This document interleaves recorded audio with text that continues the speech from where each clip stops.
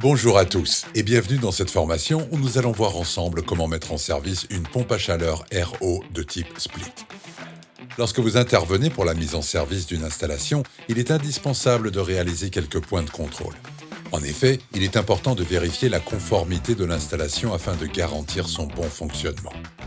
Prêtez bien attention à chaque étape de cette vidéo, car la responsabilité de l'installation incombe au technicien ayant validé la mise en service.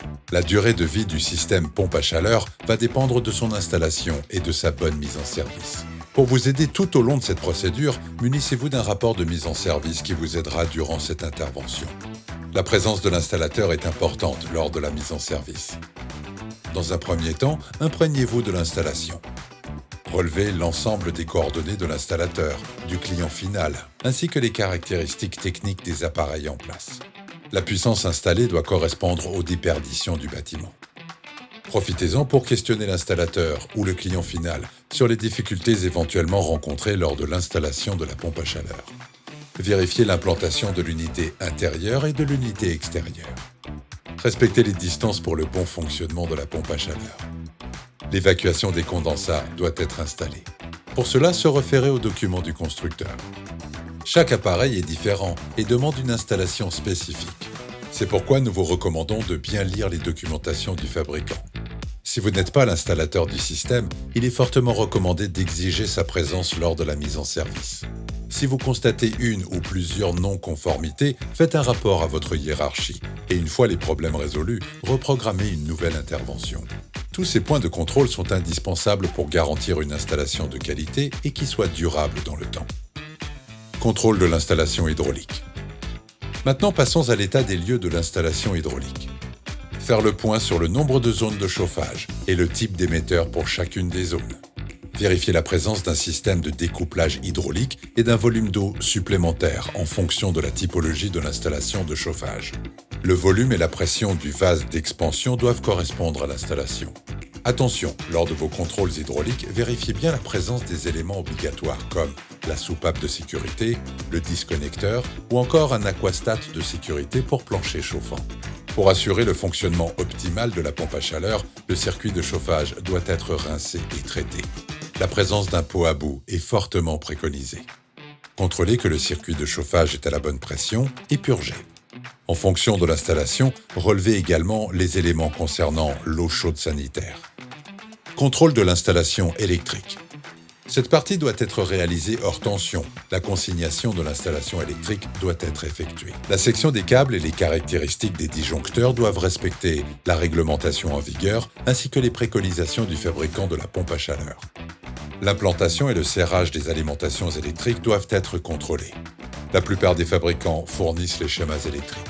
S'assurer de la bonne communication entre les différents éléments du système pompe à chaleur, tels que la régulation, la sonde extérieure et les autres accessoires. Installation frigorifique. Les liaisons frigorifiques en attente doivent être fixées et obturées.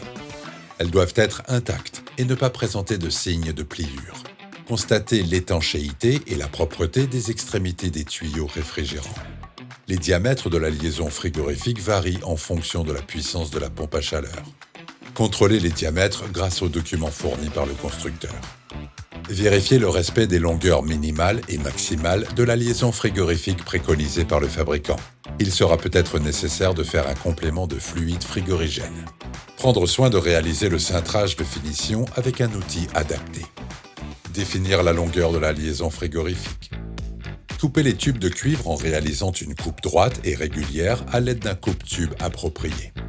Attention, ne surtout pas utiliser une lame de scie ou une disqueuse. Ébavurez les tuyaux avec soin en les dirigeant vers le bas pour éviter de mettre les bavures à l'intérieur de la tuyauterie. Attention, un ébavurage trop appuyé pourra faire fendre le dudgeon. Avant de passer à la réalisation du dudgeon, ne pas oublier de mettre en place les écrous. En fonction de l'outillage que vous allez utiliser, respectez la procédure de réalisation du dudgeon par le fabricant de l'outillage. Dans cette mise en service, nous allons utiliser une technique classique, la dudgeonnière à matrice. Ouvrez la matrice, insérez le tube à évaser dans le logement prévu à sa dimension et serrez la vis de fixation. Faire dépasser le tube jusqu'à ce qu'il dépasse de 1 ou 2 mm de la surface de la matrice. Placez l'étrier sur la matrice. Veillez à ce qu'il puisse coulisser librement et que la partie conique soit bien dans l'axe du tube. Faites descendre le cône en vissant jusqu'à obtenir le dudgeon sur le tube. Pour terminer cette étape, placez un peu d'huile frigorifique sur la partie mâle et femelle, puis serrez l'écrou sans forcer. Voici le résultat que vous devez obtenir pour garantir une bonne installation. Raccordez les liaisons frigorifiques sur l'unité intérieure et extérieure en utilisant une clé dynamométrique permettant de serrer l'écrou au couple préconisé par le fabricant. Les couples de serrage se retrouvent sur la notice technique ou sur la plaque signalétique de l'appareil. Contrôle d'étanchéité. Raccordez le flexible haute pression rouge du manifold sur la valve Schrader de service sur l'unité extérieure. Raccordez également la bouteille d'azote, mais cette fois-ci sur le flexible jaune du manifold. Ouvrez la vanne de la bouteille d'azote, puis réglez le détendeur afin d'atteindre la pression préconisée par le constructeur. Dans notre cas, cette pression est de 25 bars. À l'aide d'un 1000 bulles ou d'un détecteur électronique pour le nidron, recherchez d'éventuelles fuites présentes sur l'ensemble du circuit. Vérifiez également que la pression reste stable pendant au moins 10 minutes. Si elle ne chute pas, vous pouvez relâcher la pression d'azote et débrancher la bouteille. Tirage au vide. Pour cette étape, l'utilisation d'un vacuomètre est indispensable. Raccordez la pompe à vide sur le flexible de service jaune du manifold. Pensez à faire une vérification du niveau d'huile. Allumez la pompe à vide et s'assurez que les vannes sont ouvertes jusqu'au circuit. Attendre que le vacuomètre affiche une dépression inférieure à la tension de vapeur correspondante à la température extérieure. Puis, arrêtez la pompe à vide. S'il n'est pas possible de descendre en dessous de la dépression préconisée, il sera nécessaire d'effectuer un double tirage au vide. Cette situation peut arriver lorsque les températures extérieures sont basses.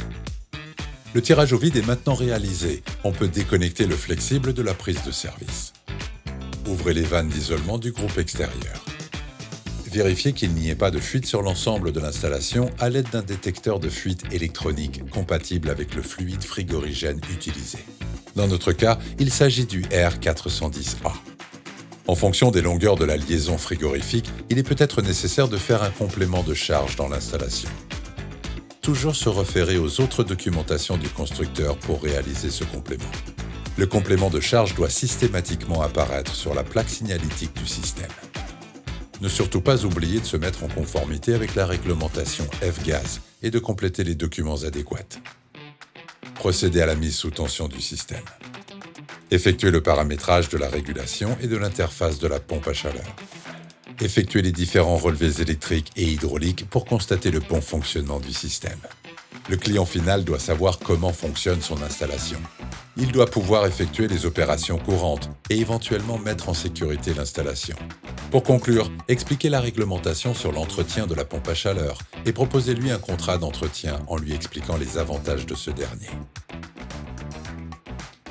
Cette formation est maintenant terminée. À bientôt pour de nouvelles formations avec Learn Me Up.